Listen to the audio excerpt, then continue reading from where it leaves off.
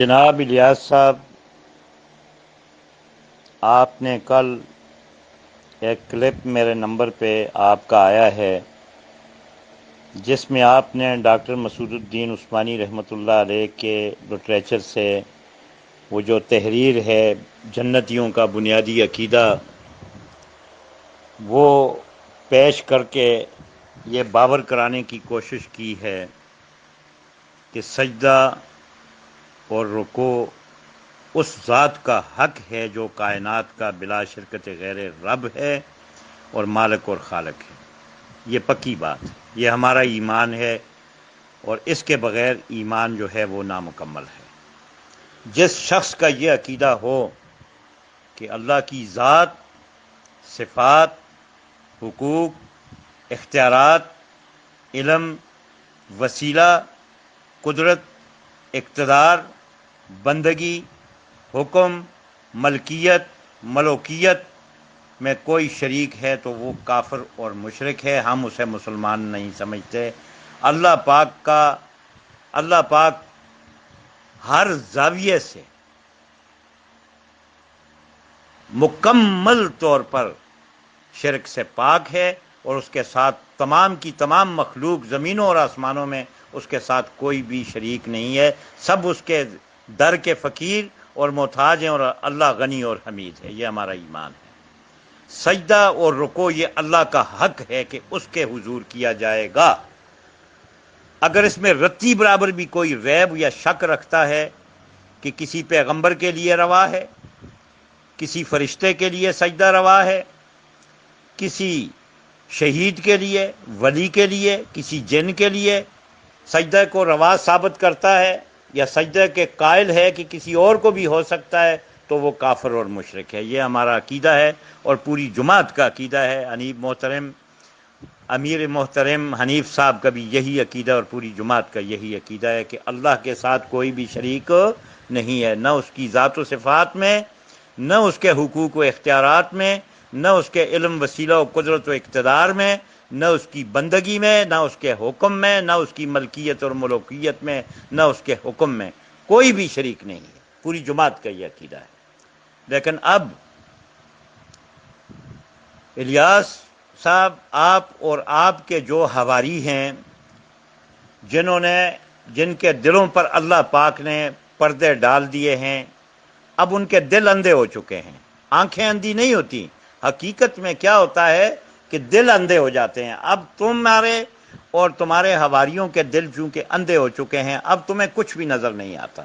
اب ہدایت جو ہے اس کی طرف پلٹنا تمہارے لیے اس طرح بن چکا ہے کہ جس طرح آسمان پر چڑھنا، زمین سے آسمان پر چڑھنا، جس طرح وہ ناممکن بن چکی ہے، اسی طرح ہاں یہ ایک بات میں اپنی طرف سے دعویٰ نہیں کر سکتا، اللہ چاہے، اور ہماری دعا بھی ہے کہ اللہ پاک آپ کو اور آپ کے جو گمراہ حواری ہیں ان کو اللہ پاک رجوع کی توفیق عطا فرمائے اور ہدایت سے سرفراز فرمائے۔ تو اللہ سے بعید تو نہیں ہے، اللہ سب کچھ کر سکتا ہے جو وہ چاہتا ہے۔ اب میں آتا ہوں یوسف علیہ السلام کے سجدے کی طرف۔ یوسف علیہ السلام نے خواب دیکھا، ٹھیک ہے؟ خواب میں دیکھا، وہ خواب اللہ پاک بیان کرتا ہے، بیان کرنے والا اللہ پاک ہے کہ اذ قال یوسف لأبیہ یا ابت انی رأیت احد عشر کوکبا والشمس والقمر رأیتہم لی ساجدین۔ ابا جان، میں نے دیکھا کہ 11 ستارے، سورج اور چاند مجھے سجدہ کر رہے ہیں۔ یہ خواب دیکھا اس ہستی نے کہ جس کو اللہ پاک نے منتخب کیا اور اس کو نبوت کے اعلیٰ ترین درجے پہ اللہ پاک نے فائز کرنا تھا، اور اس کے خیالات اور اس کے جو خواب تھے وہ عام لوگوں کی طرح منتشر خیالات نہیں تھے، بلکہ انبیاء کے خواب جو ہوتے ہیں وہ بالکل ہو بہو اسی طرح سچے ہوتے ہیں جس طرح وہ دیکھتے ہیں۔ بات سمجھ میں آ گئی؟ اب باپ چونکہ اللہ کا نبی ہے، یعقوب علیہ السلام، اس نے آگے سے جواب دیا کہ قال یا بنی لا تقصص رؤیاک علی اخوتک فیکیدوا لک کیدا ان الشیطان لکم عدو مبین ان الشیطان للانسان عدو مبین، کہ بیٹا بھائیوں سے یہ خواب بیان نہ کرنا، وہ تمہارے لیے کوئی چال نہ چلیں، کیونکہ شیطان انسان کا کھلا دشمن ہے۔ اب آیت نمبر 6 جس کا آپ بار بار حوالہ دے کر لوگوں کو گمراہ کرنے کی کوشش کرتے ہیں کہ دیکھو جی آیت نمبر 6 میں یعقوب علیہ السلام نے خواب کی جو تعبیر بیان کی، اصل میں تعبیر وہ ہے۔ یعقوب علیہ السلام نے آیت نمبر 6 جو ہے اس میں بیان کیا وَكَذَلِكَ يَجْتَبِيكَ رَبُّكَ وَيُعَلِّمُكَ مِن تَأْوِيلِ الْأَحَادِيثِ وَيُتِمُّ نِعْمَتَهُ عَلَيْكَ وَعَلَىٰ آلِ يَعْقُوبَ كَمَا أَتَمَّهَا عَلَىٰ أَبَوَيْكَ مِن قَبْلُ إِبْرَاهِيمَ وَإِسْحَاقَ إِنَّ رَبَّكَ عَلِيمٌ حَكِيمٌ۔ یعقوب علیہ السلام نے فرمایا کہ اسی طرح اللہ تمہیں برگزیدہ اور ممتاز کرے گا اور خواب کی باتوں کی تعبیر کا علم سکھائے گا، اور جس طرح اس نے اپنی نعمت پہلے تمہارے دادا پر دادا ابراہیم و اسحاق پر پوری کی تھی، اسی طرح تم پر اور اولاد یعقوب پر پوری کرے گا، بے شک تمہارا پروردگار سب کچھ جاننے والا اور حکمت والا ہے۔ اب آتے ہیں، یہ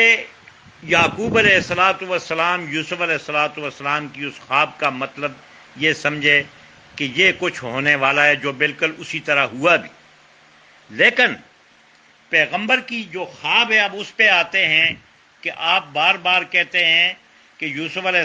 السلام کو سجدہ کرنے کے قائل جو ہیں وہ کافر اور مشرک ہیں، شرک کا فتویٰ لگا رہے ہو، تو میں آپ سے پوچھتا ہوں کہ یہ خواب جو دیکھی یہ بھی تو قانون کا جو اللہ کا قانون ہے اس سے ہٹ کر دیکھی گئی، اللہ کے قانون کے خلاف دیکھی گئی، کیونکہ قانون سورہ الحج آیت نمبر 18 میں اللہ پاک نے بیان فرمایا کہ الم تر ان اللہ یسجد لہ من فی السماوات ومن فی الارض والشمس والقمر والنجوم والجبال والشجر والدواب وکثیر من الناس وکثیر حق علیہ العذاب ومن یہن اللہ فما لہ من مکرم ان اللہ یفعل ما یشاء۔ وہ قانون تو عقل کے اندھو یہ بیان کیا ہے اللہ نے کہ کیا تم نے نہیں دیکھا کہ جو مخلوق آسمانوں میں ہے اور جو زمین میں ہے، اور سورج اور چاند اور ستارے اور پہاڑ اور درخت اور چارپائے، اور بہت سے انسان اللہ کو سجدہ کرتے ہیں اور بہت سے ایسے ہیں جن پر عذاب ثابت ہو چکا ہے، اور جس شخص کو اللہ ذلیل کرے اس کو کوئی عزت دینے والا نہیں، بے شک اللہ جو چاہتا ہے وہ کرتا ہے۔ اب قانون تو یہ ہے اس اللہ کی کتاب میں کہ سورج اور چاند اور ستارے، پہاڑ اور درخت اور چارپائے اور بہت سے انسان اللہ کو سجدہ کرتے ہیں، اور یوسف علیہ السلام دیکھ رہے ہیں کہ 11 ستارے، سورج اور چاند اللہ کو، یوسف علیہ السلام کو سجدہ کر رہے ہیں۔ تو اگر عقل کے اندھو اگر قانون پہ بات ہو، جس طرح تم آج راگ الاپ رہے ہو جی کہ یوسف علیہ السلام کو سجدہ ثابت کرنے والے کافر اور مشرک ہیں، تو پھر تو یہ خواب کے بارے میں تم کس طرح کہہ سکتے ہو کہ یہ خواب صحیح دیکھی گئی؟ اور یہ بھی تو قانون سے ہٹ کر ہے، جس طرح اللہ کے سوا کسی کے لیے سجدہ اور رکوع جائز نہیں، روا نہیں، اسی طرح سورج اور چاند اور ستارے اور پہاڑ اور درخت اور کثیر تعداد میں انسان اور چوپائے یہ بھی تو اللہ کو سجدہ کرتے ہیں۔ قانون تو یہاں یہ دیا گیا ہے آیت نمبر 18 سورہ الحج میں۔ پھر اس خواب کو تم کیوں صحیح سمجھ رہے ہو؟ لیکن بات اصل یہ ہے کہ انبیاء کی جو خواب ہوتے ہیں وہ منتشر خیالات نہیں ہوتے عام لوگوں کی طرح، بلکہ وہ وحی کے زمرے میں ہوتے ہیں۔ اب یوسف علیہ السلام نے خواب دیکھی، باپ اللہ کا نبی، وہ سمجھ گیا کہ یوسف علیہ السلام کو اللہ پاک منتخب کرے گا، یوسف علیہ السلام کو اقتدار سے نوازے گا، تعویل الاحادیث کا علم سکھائے گا، نبوت کے اعلیٰ ترین درجے پر فائز فرمائے گا، وہ اس سے یہی تعبیر سمجھے۔ اب پیغمبروں کی جو خوابیں ہوتی ہیں وہ اسی طرح ہو بہو پوری ہو کر رہتی ہیں جس طرح وہ دیکھی جاتی ہیں۔ اب بتاؤ، ابراہیم علیہ السلام خواب دیکھ رہے ہیں، ٹھیک ہے، ابراہیم علیہ السلام نے اللہ پاک سے دعا مانگی کہ رب حبلی من الصالحین، اے پروردگار مجھے اولاد عطا فرما جو سعادت مندوں میں سے ہو۔ فبشرناہ بغلام حلیم، تو ہم نے ان کو ایک نرم دل لڑکے کی خوشخبری دی۔ فلما بلغ معہ السعی، جب وہ ان کے ساتھ سعی کرنے کی، دوڑنے کی عمر کو پہنچا، قالا، تو ابراہیم علیہ السلام نے فرمایا، یا بنیا، اے میرے بیٹے، انی ارا فی المنام، کہ خواب میں دیکھتا ہوں، انی اذبحک، کہ تم کو ذبح کر رہا ہوں، فانظر ماذا تری، تو تمہارا کیا خیال ہے اس بارے میں، ذرا سوچو۔ تو بیٹا جس کو اللہ پاک نبی بنانے والا ہے، وہ بھی اللہ کا نبی بننے والا ہے، منتخب ہونے والا ہے، وہ آگے سے کیا جواب دیتا ہے؟ قال یا ابت افعل ما تؤمر، انہوں نے کہا کہ ابا جان جو آپ کو حکم ہوا ہے وہی کیجئے،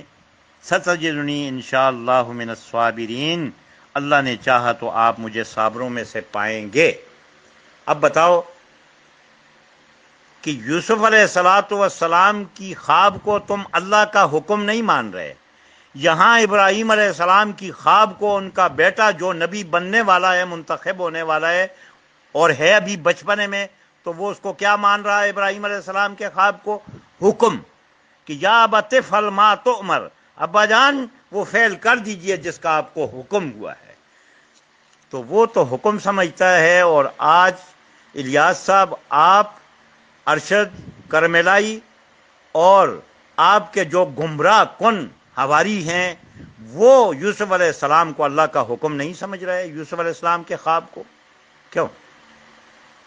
یہاں اسماعیل علیہ السلام اپنے باپ کو ایک ایسے کام کرنے کا کہہ رہا ہے کہ جو بظاہر قانوناً اگر دیکھا جائے تو وہ کام اللہ کی سری نافرمانی ہے۔ کیوں؟ کہ اللہ پاک کا فرمان ہے اس کتاب میں کہ من قتل النفس بغیر نفس او فساد فکأنما قتل الناس جميعا، کہ جس نے ایک جان کو بغیر کسی حق کے قتل کیا، اس نے گویا پوری انسانیت کو قتل کر دیا۔ اب اسماعیل علیہ السلام نے تو کسی کو قتل نہیں کیا تھا، اور بغیر کسی حق کے ابراہیم علیہ السلام اس کے گلے پر چھری کھینچنے کے لیے تیار ہو چکے۔ قرآن وہ منظر بیان کرتا ہے، فلما اسلما وتلہ للجبین، جب دونوں نے حکم مان لیا اور باپ نے بیٹے کو ماتھے کے بل لٹا دیا۔ یہ ماتھے کے بل کس لیے لٹایا تھا؟ ورنہ وہ بھی یہی جان لیتے کہ اس خواب سے تعبیر اس کی یہی بنتی ہے کہ اللہ پاک ہمارا ذکر خیر قیامت تک باقی رکھنے والا ہے، اور اس سنت کو قائم رکھنے والا ہے، اس قربانی کی سنت کو۔ وہ بھی اس سے یہی تعبیر لیتے، بیٹے کو ذبح کیوں کر رہے تھے؟ لیکن پیغمبروں کی خواب جو ہوتی ہے وہی کے زمرے میں ہوتی ہے۔ تو جب بیٹے کو فلما اسلما، جب دونوں نے حکم مان لیا، وتلہ للجبین، باپ نے بیٹے کو ماتھے کے بل لٹا دیا، تو پھر اللہ پاک نے اپنے فضل اور رحم کیا، جس طرح یوسف علیہ السلام پر فضل و مہربانی کی۔ منادیناہ ان یا ابراہیم، تو ہم نے ان کو پکارا کہ اے ابراہیم، قد صدقت الرؤیا، تم نے خواب کو سچا کر دکھایا۔ یہ کس وقت کہا؟ جب بیٹے کو نیچے گرایا، ذبح کرنے کے لیے ماتھے کے بل لٹایا، چھری لے کر اس کی گردن کے قریب پہنچے، اس وقت اللہ پاک نے کہا کہ ورنہ اللہ پاک پہلے ہی کہہ دیتا، پہلے ہی فرما دیتا کہ ابراہیم بیٹے کو ذبح نہ کرنا، بس میں تیری وفاداری دیکھنا چاہتا تھا، تو پکا وفادار ہے، تو نے اپنی خواب کو سچا کر دکھایا۔ یہ اس وقت فرمایا اللہ پاک نے کہ جب ابراہیم علیہ السلام نے اپنے بیٹے کو زمین پر ماتھے کے بل لٹایا ذبح کرنے کے لیے۔ اسی طرح جس طرح خواب دیکھا کہ 11 ستارے اور سورج اور چاند یوسف علیہ السلام کو سجدہ کر رہے ہیں، اور جب سجدہ کیا گیا، حالانکہ وہاں بھی دیکھے اقتدار یوسف علیہ السلام کو مل گیا، نبوت کے اعلیٰ ترین درجے پر فائز ہو چکے، تعویل الاحادیث کا علم ان کو دے دیا گیا، یہ ساری نعمتیں یوسف علیہ السلام کو سجدہ کرنے سے پہلے دے دی گئیں، اور انہوں نے وہاں نہیں کہا کہ یہ میرے خواب کی تعبیر ہے جو میں نے پہلے دیکھا تھا، بلکہ یہ ابراہیم علیہ السلام کی طرح اس وقت کہا جب یعقوب علیہ السلام اور اس کے بیٹوں نے انہیں سجدہ کیا، تو اس وقت انہوں نے آیت نمبر 100 میں فرمایا وَرَفَعَ أَبَوَيْهِ عَلَى الْعَرْشِ وَخَرُّوا لَهُ سُجَّدًا، کہ وہ اس کے آگے سجدے میں گر گئے، وہ اس کے آگے انہوں نے اپنے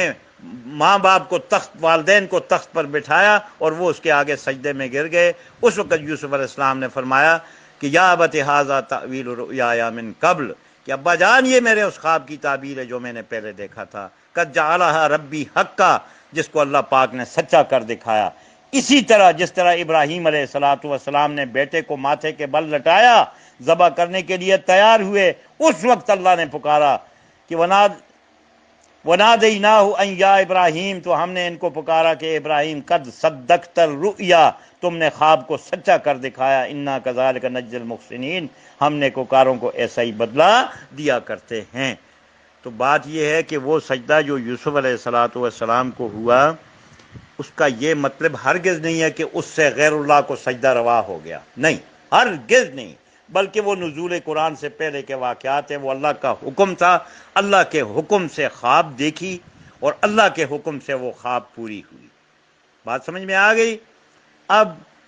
آپ لوگ روزانہ راگ الاپ رہے ہیں، دیکھو جی ڈاکٹر عثمانی صاحب کا عقیدہ یہ ہے، انہوں نے اپنے کلپ میں بیان کیا ہے کہ سجدہ جو ہے وہ نہیں، بھائی سجدہ تو اللہ کو ہوا ہے، جو یوسف کے لیے سجدہ کا قائل ہے اس کا ایمان صحیح نہیں ہے۔ یہ کلپ آپ لے کر گلی گلی پھر رہے ہیں۔ ہاں میں آپ سے پوچھتا ہوں، اگر یہ واقعہ، ہم نے تو چونکہ ڈاکٹر عثمانی صاحب کو نہ اپنی زندگی میں دیکھا ہے، نہ ان کی زبان سے نکلے ہوئے الفاظ ہمارے کانوں میں پڑے جو ان کے منہ سے نکلے، ٹھیک ہے، چونکہ میں اس وقت جماعت میں بھی نہیں تھا، لیکن میں ایک سوال پوچھتا ہوں کہ حبل اللہ شمارہ نمبر 17 میں جو یوسف علیہ السلام کا واقعہ دیا گیا ہے، اس وقت اللہ رحمت نازل فرمائے،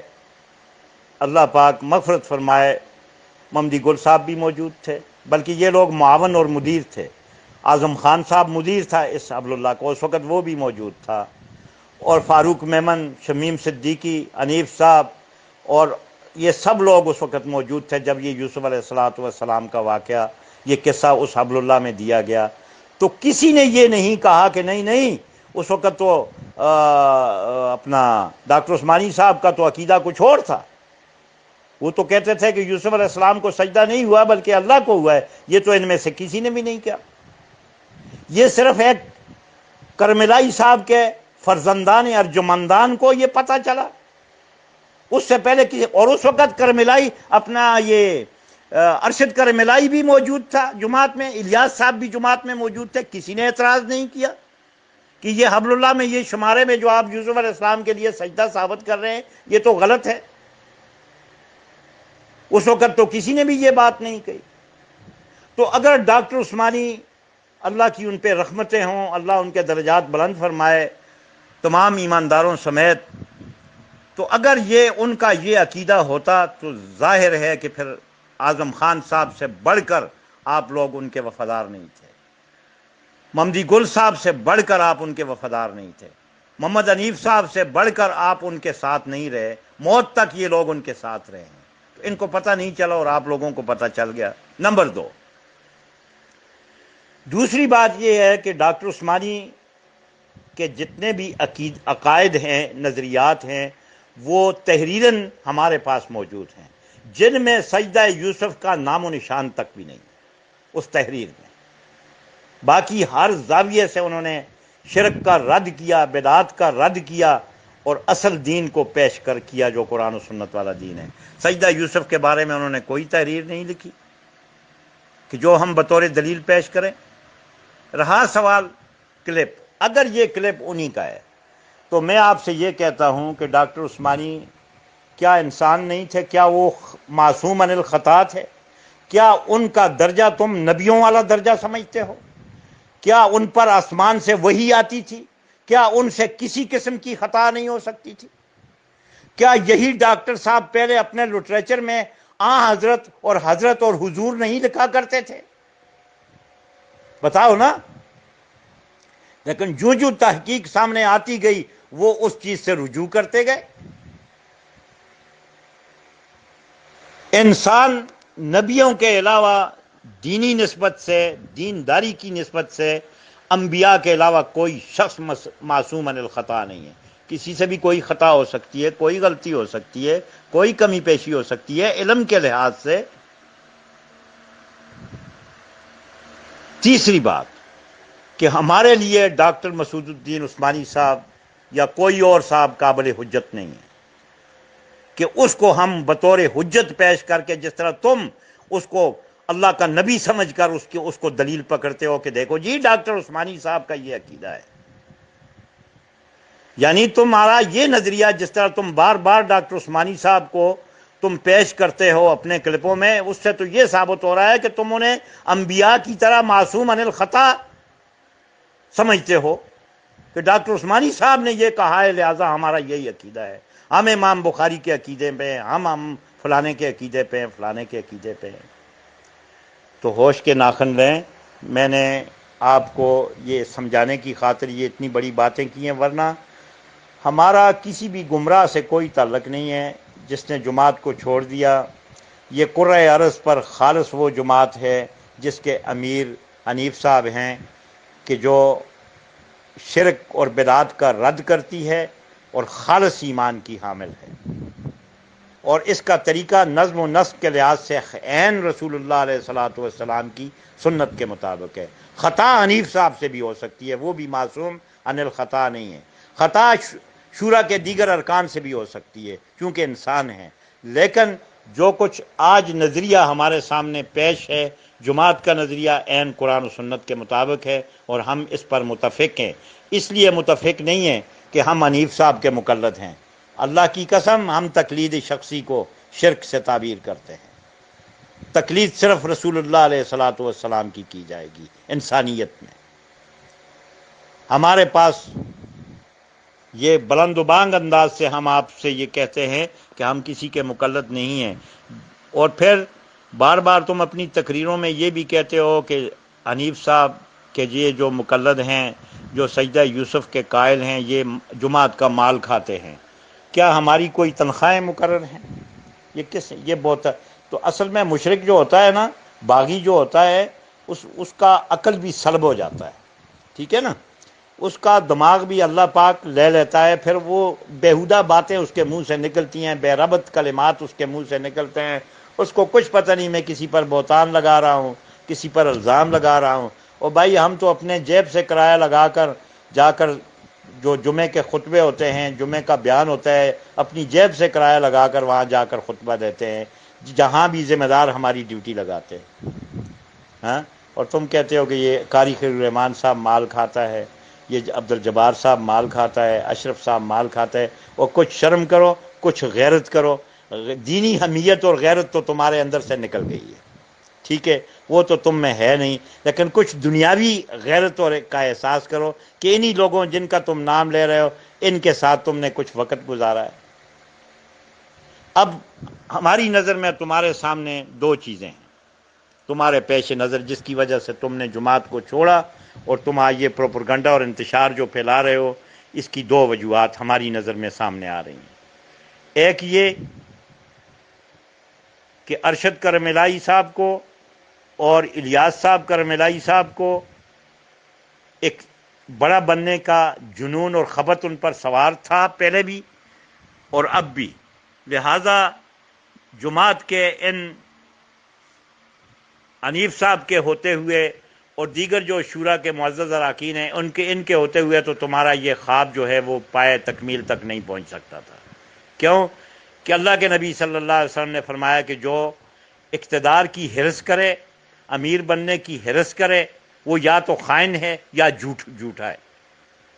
بات سمجھ میں آ گئی؟ یا تو وہ خیانت کرنے والا ہے۔ تو کہنے کا مقصد یہ ہے کہ تمہیں بڑا بننے کا خبط تھا، وہ تو اس صورت میں پورا نہیں ہو سکتا تھا، لہذا تم نے جماعت میں انتشار کیا اور جماعت سے علیحدگی اختیار کر کے اب اپنے جو دو چار آدمی تمہارے ساتھ گمراہ کیے ہیں تم نے، ان کے تم امیر بن بیٹھے ہو۔ ایک تو یہ بات ہے، اور دوسرا آپ کے پیش نظر دنیا کی فراوانیاں، دنیا کے مال و اسباب، یہ چیزیں تمہارے سامنے ہیں۔ جماعت کی پابندیاں جو اللہ کی طرف سے ایک مومن پر لاگو ہیں وہ تم برداشت نہ کر سکے، امیر کی اطاعت تم برداشت نہ کر سکے، کیونکہ تمہارے سر میں خبت سمایا ہوا تھا امیر بننے کا، تو وہ تم نے جماعت سے علیحدہ ہو کر ہی، جس طرح سابقہ امتیں تفریق کا شکار ہوئیں اور یہ امت بھی تفریق کا شکار ہوئی، اسی طرح تم بھی بغیم بینہم کی بھینٹ چڑھ چکے ہو، اور تم نے جماعت میں انتشار پھیلا کر اور تم نے الگ اپنا ایک ٹولہ گمراہوں کا وہ اکٹھا کر لیا ہے، اور پھر تم روز کلپ بیچتے ہو کہ دیکھو جی یہ توحید بیان کر رہے ہیں ہم، سوزوکی میں توحید بیان ہو رہی ہے، یہ ڈاٹسن میں توحید بیان ہو رہی ہے، ٹویوٹا ہائیس میں توحید بیان ہو رہی ہے۔ کیا توحید ہے تمہاری؟ تم نے یہ جو سال لگائے، جتنے سال لگائے تم نے یا ارشد صاحب نے، تم نے یہ سیکھا تھا کہ امیر سے اس طرح بغیر کسی حق کے، بغیر کسی باطل نظریے کے، کہ دیکھیں امیر کی اس وقت مخالفت ہوتی ہے، اس وقت اطاعت سے ہاتھ اٹھایا جاتا ہے۔ عوف بن مالک رضی اللہ تعالیٰ عنہ سے روایت ہے، صحیح مسلم نے روایت کیا کہ میں نے نبی علیہ السلام کو فرماتے ہوئے سنا کہ تمہارے بہترین امیر وہ ہیں جو تمہیں پسند کرتے ہوں اور جن کو تم پسند کرتے ہو، جو تمہارے لیے دعائیں خیر کرتے ہوں اور تم ان کے لیے دعائیں مانگتے ہو۔ تمہارے بدترین امیر وہ ہیں جنہیں تم ناپسند کرتے ہو اور وہ تمہیں ناپسند کرتے ہیں، تم ان پر لعنت کرتے ہو اور وہ تم پر لعنت کرتے ہیں۔ حالت یہاں تک پہنچ چکی۔ تو عوف بن مالک رضی اللہ تعالیٰ عنہ عرض کرتے یا رسول اللہ پھر ہم ان کی بیعت توڑ کر ان کے خلاف بغاوت نہ کر دیں؟ تو نبی اسلام نے فرمایا نہیں، جب تک وہ تم میں صلات ادا کرتے رہیں، جب تک وہ تم میں صلات ادا کرتے رہیں تو تم نے ان کی بغاوت نہیں کرنی۔ حالانکہ معاملہ کہاں تک پہنچ چکا ہے؟ لعنت تک۔ تو امیر محترم جناب محمد حنیف صاحب نے کون سا ایسا کام کیا ہے جس کی وجہ سے تم لوگوں نے انتشار کر کے جماعت سے علیحدگی اختیار کی اور بغاوت کا علم بلند کیا، اور اس کو عین تم دین سمجھتے ہو؟ رسول اللہ علیہ السلام نے فرمایا کہ من خلا یدم من طاعت لقی اللہ یوم القیامت ولا حجت لہ۔ عبداللہ ابن عمر رضی اللہ عنہ اس حدیث کے راوی ہیں کہ جس نے امیر کی اطاعت سے ہاتھ پیچھے کر لیا، اس حال میں قیامت میں اللہ سے ملاقات کرے گا کہ اس کے لیے کوئی حجت قائم نہیں ہوگی۔ امیر صاحب نے کون سا ایسی حرکت کی ہے، کون سا ایسا عقیدہ اپنایا ہے، کون سا ایسا نظریہ دیا ہے کہ جو اللہ کی کتاب اور نبی کی سنت سے ٹکرا رہا ہے، جس سے تم نے بغاوت کی ہے؟ اللہ کے نبی صلی اللہ علیہ وسلم کی یہ بات اٹل ہے کہ لا طاعت لمخلوق فی معصیت الخالق، کہ اللہ کی نافرمانی میں مخلوق کی اطاعت نہیں ہے۔ تو مجھے بتاؤ کہ امیر محترم جناب حنیف صاحب نے کون سی نافرمانی خالق کی ہے جس کی وجہ سے تم نے بغاوت کرتے ہوئے جماعت میں انتشار پھیلا کر تم الگ ہوئے ہو؟ ہاں، اور آج تم یہ اپنی وہ سوزوکی میں دعوت اللہ لوگوں کو دکھلا رہے ہو، اور فلاں جگہ دعوت اللہ کی، اور فلاں جگہ کی، اور فلاں جگہ کتابچے تقسیم کیے۔ اور کچھ شرم کرو، کچھ غیرت کرو۔ غیرت نام کی چیز تو تم میں ختم ہو چکی جس وقت تم نے جماعت سے علیحدگی کی۔ تو کہنے کا مقصد یہ ہے، ہم نے آپ کو سمجھانے کی کوشش کی ہے اور دعا بھی کرتے ہیں کہ اللہ پاک تم جیسے نادانوں کو اور پوری امت کو خالص ایمان کی طرف رجوع کرنے کی توفیق عطا فرمائے، اور جو جماعت چھوڑ چکے ہیں انہیں واپس پلٹنے کی اللہ پاک ان کے دلوں میں خیالات ڈالے اور ان کو توفیق عطا فرمائے۔ اور اگر وہ اس قابل نہیں ہے، چونکہ اللہ جانتا ہے کہ کون ہدایت پر، وَهُوَ أَعْلَمُ بِالْمُهْتَدِينَ، کون ہدایت کی طرف پلٹنے والا ہے، یہ اللہ جانتا ہے۔ اگر آپ لوگوں کی مقدر میں ہدایت نہیں ہے تو پھر آپ کے ناپاک وجود سے اللہ پاک اپنی اس پاک زمین کو پاک کر دے۔ یہ ہماری دعا ہے، اور اللہ پاک تمام پوری امت کو خالص ایمان سے بہرہ مند فرمائے۔ اور آپ کے لیے بھی ہماری دعائیں ہیں۔ تو دعائیں البتہ اسی وقت کارگر ہوتی ہیں، قبول ہوتی ہیں الیاس صاحب کے جس کے لیے دعائیں مانگی جائیں وہ شخص خود بھی کوشش کرے، کیونکہ اللہ پاک نے سورہ الرعد میں بیان فرمایا کہ ان اللہ لا یغیر ما بقوم حتی یغیروا ما بانفسہم، اللہ اس قوم کی حالت تبدیل نہیں کرتا جب تک کہ وہ اپنی حالت خود تبدیل نہیں کرتی۔ تو یہ چند باتیں تھیں جو میں نے آپ کے گوش و گزار کی ہیں۔